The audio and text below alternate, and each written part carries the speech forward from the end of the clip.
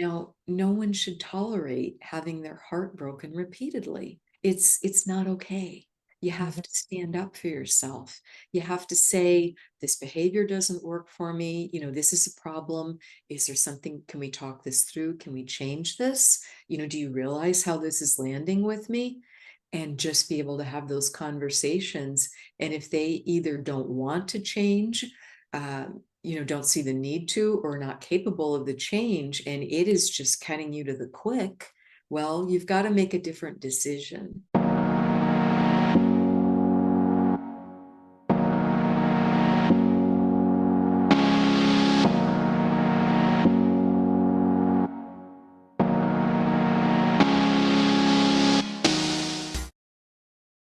Right. Hello, everyone. Thank you for being here today. I'm super excited once more to be talking with Wendy Williams. Hi, Wendy. Hi, Sharon. It's so wonderful to catch up with you. I know I can't wait to talk more about your journey. And I just found out with watching Next Level Soul, or seeing you on Next Level Soul, that you channel Mary Magdalene. And I'm really excited to talk about that. Fantastic. Yeah. So let me read your bio. Now, I will say I'll put links down below where Wendy and I have talked on my channel here about your work, and also talked about you shared your near-death experiences, and you've had more than one, correct? Yes, Yes. Okay. like And you, we have a lot of shared experiences. that crazy. And we both Yours, channel yours is Mary. incredibly dramatic. My goodness. So is yours. So is yours. Yeah. And I'm finding more and more, and it's really cool because more and more people are talking about them, as you know. And we're finding that so many people are feeling more comfortable to do that. Mhm. And it seems like there's a lot more people that have these types of experiences than we could ever imagine. Right. I think it's getting normalized and people are getting more comfortable talking about it. And because it can just take so long to unpack it, to be Right. able to understand it, because it's so different and so life altering. So it doesn't necessarily roll off the top of the tongue. Mhm. Definitely. Yeah. And I always, I wouldn't say I envy, but I admire people like you that can remember and process a lot of their experience, or even some of their experience at the time, or soon, right after, during the experience, in real time, Mhm. during the trauma, which was something that it took me a while to unpack, increment by increment. Mhm. It's it's all good. I would like to read your bio quick. Okay. Wendy Rose Williams had two near-death experiences, NDEs, in August 1997 while pregnant. She met her angels for the first time while home alone, lying unconscious on the floor, and again the night before surgery. Meeting the soulmate Wendy contracted with to wake her up spiritually led her to Dr. Michael Newton's Journey of Souls. These two events in tandem triggered a profound spiritual awakening and wild ride to resolve their 21 shared past lives. Whoa. She experienced stunning physical and emotional breakthroughs from her own past life regressions and other healing work, including releasing a decades-long battle with debilitating daily chronic pain and mobility issues. The remarkable difference in Wendy's quality of life from healing her own past life energy inspired her to help others release the pain, anxiety, depression, and other energy that no longer serves them. That is amazing. I don't believe we talked about that part of your journey.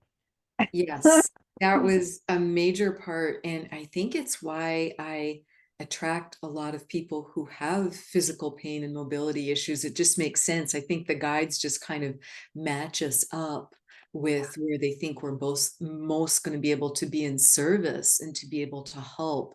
And certainly you can be serving and assisting people with releasing energy from an empathy standpoint, and just bringing in their higher self and guides. But I think it has a different level to it when you yourself have been through something similar.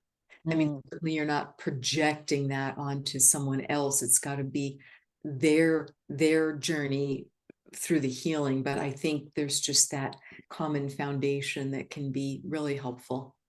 Oh, definitely. Yeah. And when we can relate to what people are experiencing, it makes a whole difference in helping people, doesn't it?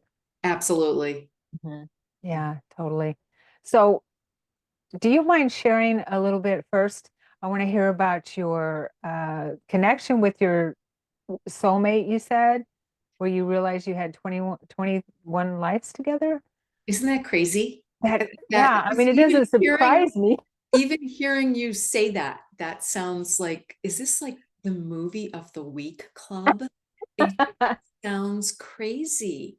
And what happened was we met in 2010, and that was just evidently the perfect time for me to start to really wake up spiritually, because the near-death experience happened in 1997 and it set the stage, but I didn't know how to process it. I didn't know what to do with it.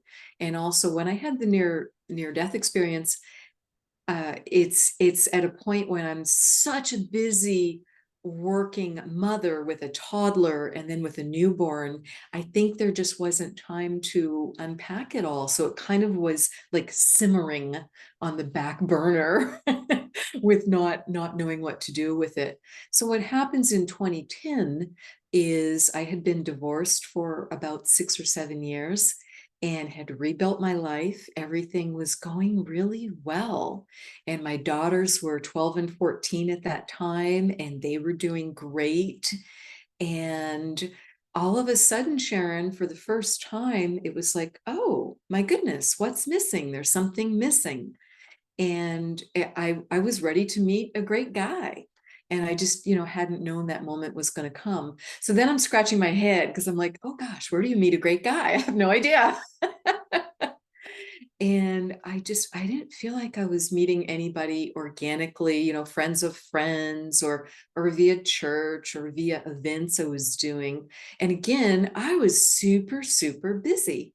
So I asked my younger girlfriends who were actively dating, and I said, how do you meet these great guys that you're going out with? Tell me about this. And their answer was, oh, Wendy, that's so easy. You just go on match.com. And my reply was, match. What? Because it had been 25 years, from the time I had been dating and married my husband and then divorced and then rebuilding life. It literally had been 25 years. So I had no idea what online dating services were. So girlfriends helped me put together a profile, and the moment that I changed the distance that you're willing to be from the person you want to meet, the moment I changed it to 10 miles, this profile came up, and it was this incredible feeling of knowing the man. It's like, I know him, I know him, I know him. I don't know where I know him from. And I was reading along through the profile, and there was nothing trite in it. There was nothing standard in it. It was very unusual, but it's like I was 2 sentences ahead and I knew what he was going to say. And the last sentence he had in his match profile was, any woman on a spiritual journey, particularly one interested in an LBL, we have to meet. So I'm like, LBL, what's an LBL? So I'm Googling, because girlfriends had told me I was a little bit naive, which made sense. Just not having dated in a long time. And I look up LBL and I immediately find the right reference. I find Life Between Lives. I find Mm. Dr. Michael Newton. I find Journey of Souls, Destiny of Souls, Past Life Regression. I'm like, what is this? This is fascinating. So I'm reading about it online. And again, it's 2010. So I order Journey of Souls from the library because it's not Kindle instant gratification days yet. Right. And I'm waiting for the book to come. And I thought, well, gosh, I should go ahead and write to him because I know this man and I should make sure I've got the right reference and I'm understanding what he's referring to. So I write to him and he responds right away. And he's very excited. He's like, do you know what LBLs are? It's like, I know, I'm waiting to get the book from the library. Are you talking about Destiny of Souls and Journey of Souls and Michael Newton? He's like, yes, yes, yes. So he explains he's getting ready to go for his second LBL. And we cannot stop talking. We're private messaging. We get on the phone. We're trying to coordinate schedules to meet. And we're playing the how do I know you game. And this goes on for about 3 weeks, just to be able to sync up schedules because he had a trip and I had some business travel and, just trying to get synced up. But again, I think that was purposeful and quite perfect because it gave time for the book to arrive and for me to read the book. So we agreed to meet for lunch at a restaurant on a weekday. And I get there first, and I'm just sitting in the foyer and on the little bench looking toward the door. And the minute he walked in, it was like the earth moved. I really felt like there was an earthquake. And I could hear a voice saying, life will never be the same again. Mm. So he came over to me and I couldn't stand up, Sharon. I'm just sitting there on the bench like a goofball. So I can't even stand up. And he got down on one knee in front of me and he was just looking right in my face saying, I know you, I know you, I know you. So he helped me up by my elbow and I'm like, oh, shake it off, Wendy, act normal. So I follow him into the restaurant, and Sharon, we couldn't stop talking. We're finishing each other's sentences. There was this feeling of, I've got to catch up. I cannot wait to catch up with you. Well, this is someone I have met 15 seconds ago. This is the hallmark of a soulmate. When you have that feeling of, I've got to catch up. Oh, there you are. Oh, I know you. This is a soulmate. And we realized we were there for 3 hours. I don't think we would have left, but we had to get back to work. So we finally leave the restaurant and we're planning when we're going to get together again. And we realized right at that very first meeting that the connection was past lives. We had known each other multiple times. We didn't at that first meeting know, when and where. Mhm. That would then unfold over the next 8 years and give us both this incredible wild ride of finding and releasing and healing and celebrating and also going through just some really, really tough energy. It was so intense. So we dated, we were together for 13 months. And I feel like we lived a couple thousand years in those 13 months because I Oh, think I we imagine. we literally were. So we found lifetime after lifetime during that time period because I had past life regressions. He had past life regressions. It came up via psychics. It came up via friends telling us about them because we at that point had the good fortune to have several friends who were psychic and would be doing their own work and all of a sudden say, oh my gosh, I just found a life of my own that I'm working on healing and you were in it. Do I have your permission to tell you about it? I had lives come up during Reiki sessions. I didn't know past lives could come up then. I Mm. was so new to it. So it was like straight into the deep end of the pool of so much past life energy. So the relationship was, I would call it highest highs, lowest lows, because we found over time, we found all those lives together, and some of them were wonderful. Some of them were we found 6 lives where we were married. So try that on when you're newly dating someone. Right. And you have some of this coming in, and all of a sudden it would be like, I can't trust you for anything. And I'm like, well, wait a minute, what's going on? Is there anything, really happening that makes that make sense? Why am I having this intuition? He would have the same, feeling with me. But there was so much joy in it too. There was so much love in it. There was so much partnership, camaraderie.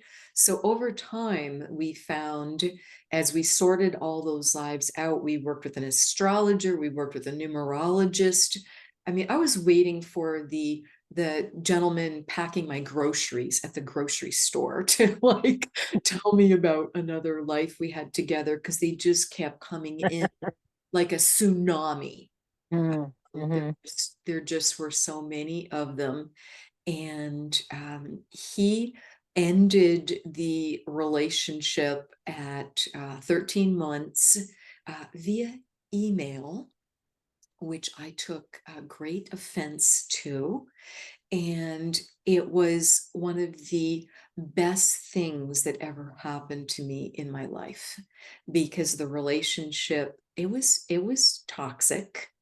It was not only intoxicating, it had become Mhm. really, really toxic. And when you're in a relationship where there's reason to not trust the other individual and they're not treating you well, you cannot just glide on through based on past good experiences. So, we over time sorted out what our soul contracts were together, and that helped me immensely.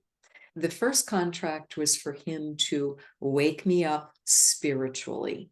And that he did with a shebang. And that was a wonderful thing, with the introduction to Journey of Souls and past life regression and life between lives. And he had been studying all those things, and avid reader, super bright guy, and had really been trying to understand it all for about maybe 5 or 10 years before we met. So that gave me such a jump start, to have someone to work with like that. But the second soul contract was very powerful, very needed, and it was for him to break my heart repeatedly until I stood in my power fully without abusing it.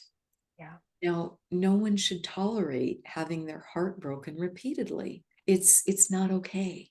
You have Mhm. to stand up for yourself. You have to say, this behavior doesn't work for me. This is a problem. Is there something? Can we talk this through? Can we change this? Do you realize how this is landing with me? And just be able to have those conversations. And if they either don't want to change, don't see the need to, or not capable of the change, and it is just cutting you to the quick, well, you've got to make a different decision. So I was grateful that he made the decision for me, and ended the romantic relationship. I was so devastated by it, I almost went off the planet. Mm, Was not, it wasn't that I felt suicidal in any way. I just felt like there's no point.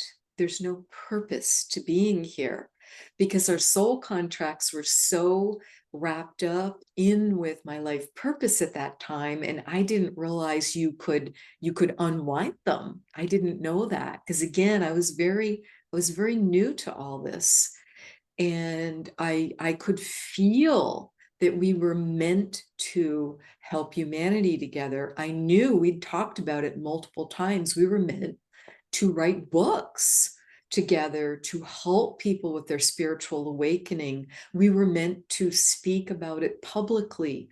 We knew we were meant to be on radio. We knew there was a possibility of us being on television. And this just all seemed crazy to me, to think that this was supposed to happen, but yet I could feel it in my bones. I knew it was true. And we both just so wanted to be in service. But he was the one who was the writer. He was the one that was on television.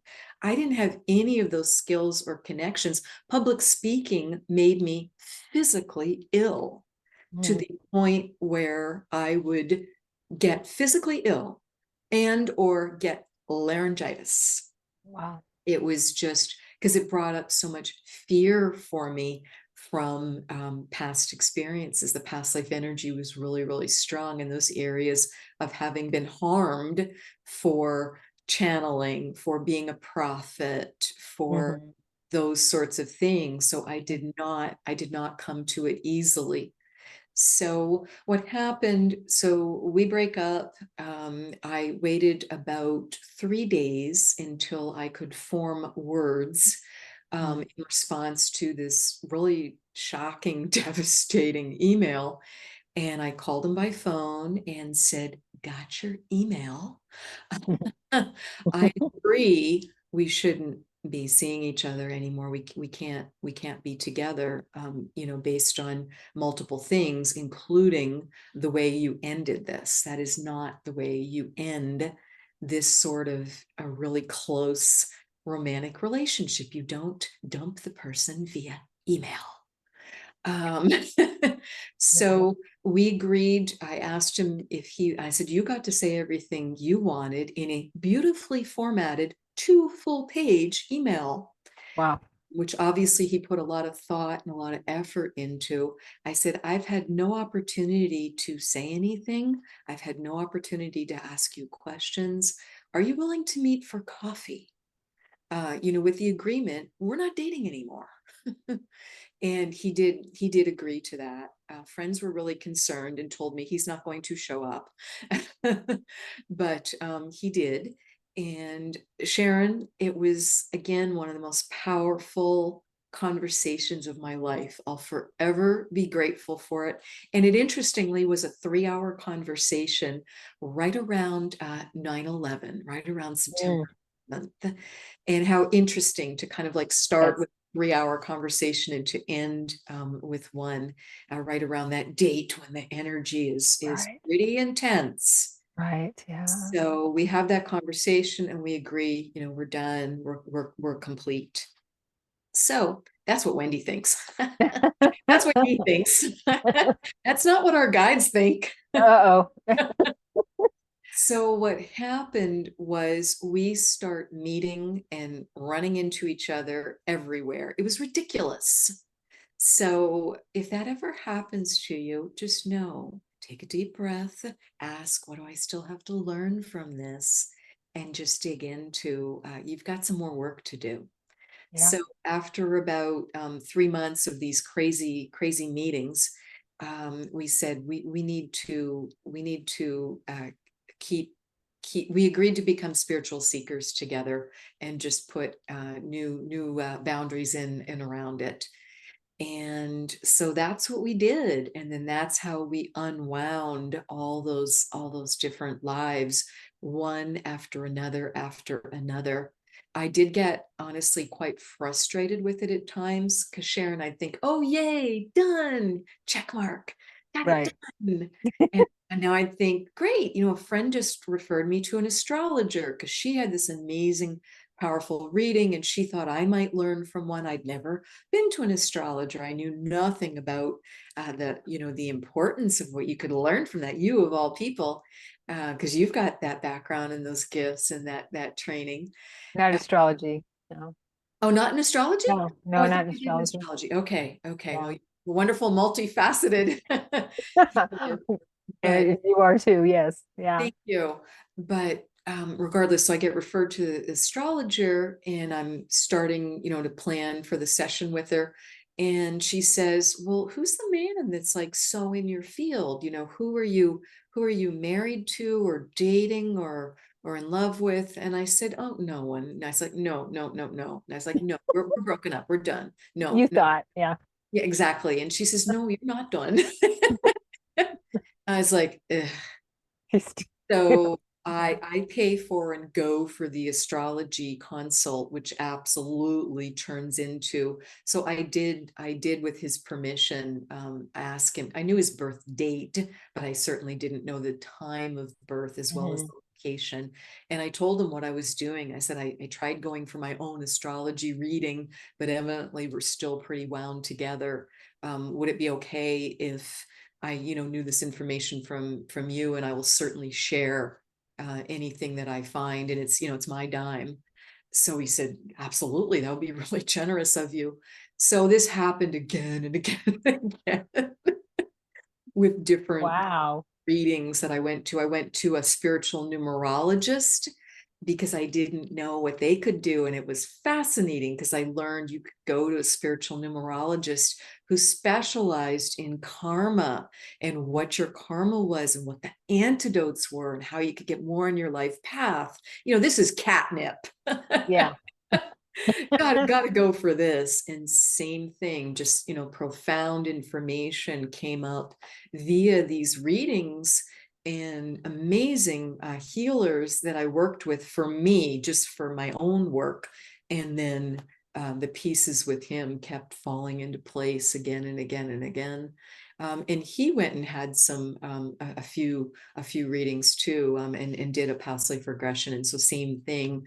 And then we would just share with each other, and that allowed us to progress, both of us, further and faster, because we were working it like a puzzle.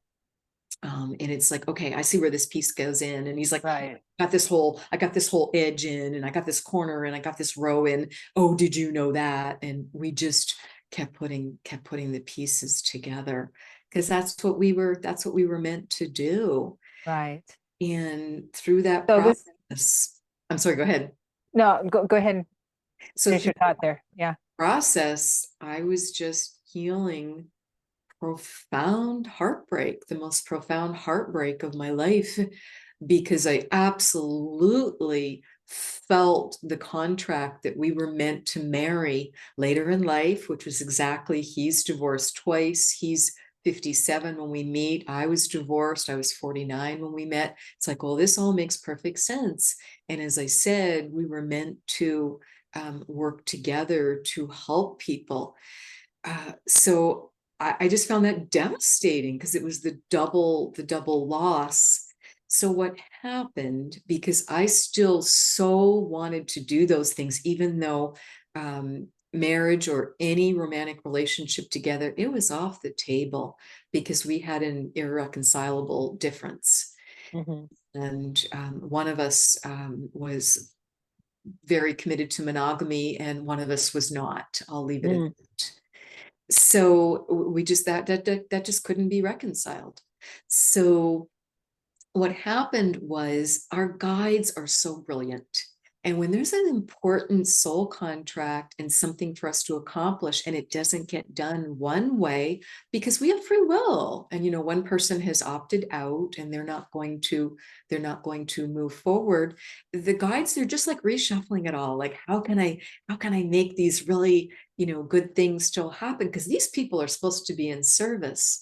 So what happened was, he got his first book finished. He had no idea how to publish it. I knew nothing about publishing either. And all I did was I meditated on it as I fell asleep at night, and asked, how can he get published? Because we didn't think he could attract an agent or a publisher. And we didn't really know what self-publishing was. Because again, this was back in like 2011 or 2012 at the time. And Mhm. it's amazing how things change so quickly. Right. And so that was my intent as I fell asleep at night. So I wake up in the morning. What is the very first thing I find in my email box? I find information about Create Space, which was Amazon's self-publishing arm at that time. And so I forward it to him. I was like, look, here it is. Here's how you get your book published. You can self-publish it. So that contract is starting to get completed, because we were meant to write books together. I just thought literally write the Write a same book. Yeah. together as co-authors. So it's Mhm. shifting a little bit. So I help him get published. And then what happened was amazing with how my first book got published. Sharon, I was so stuck. I started umpteen books. I didn't know, am I writing nonfiction? Am I writing fiction? What am I writing? I'm like writing, writing, writing. I I can literally, relate to that. Yeah. I literally wrote approximately 1,000 pages.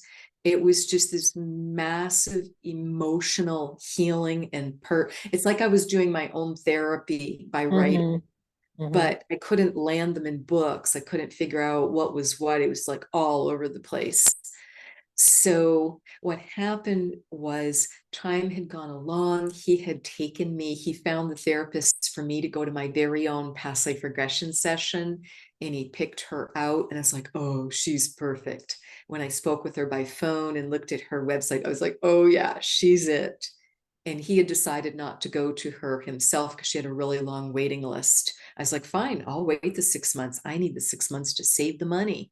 Because I was a single mother with two children. So it was really, challenging to save money. Like, that's perfect for me. So he actually drives me to my first past life regression. And that was part of fulfilling that contract of waking me up spiritually. We had only been not dating for 2 months, and I was like a polar bear. I was like just so, I didn't want him anywhere around me. I didn't want him like on the face of the earth. We hadn't gotten to the point where we were spiritual seekers yet. And he was like begging me, please let me drive you there. I'm supposed to drive you there. So see, the words, it's like he knew, he could sense that contract too, that it was a really important part of my awakening. So I grudgingly, rudely agreed. Because again, Fine. yeah, fine. So this is before Uber and Lyft. And, it was kind of a big deal to get a ride into downtown Seattle and have someone hang out somewhere for a couple of hours and wait for you.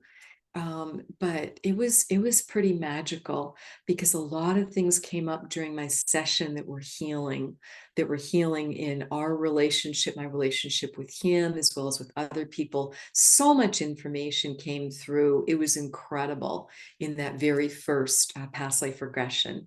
It was so helpful to me. And I was like the worst subject. No spiritual practice whatsoever.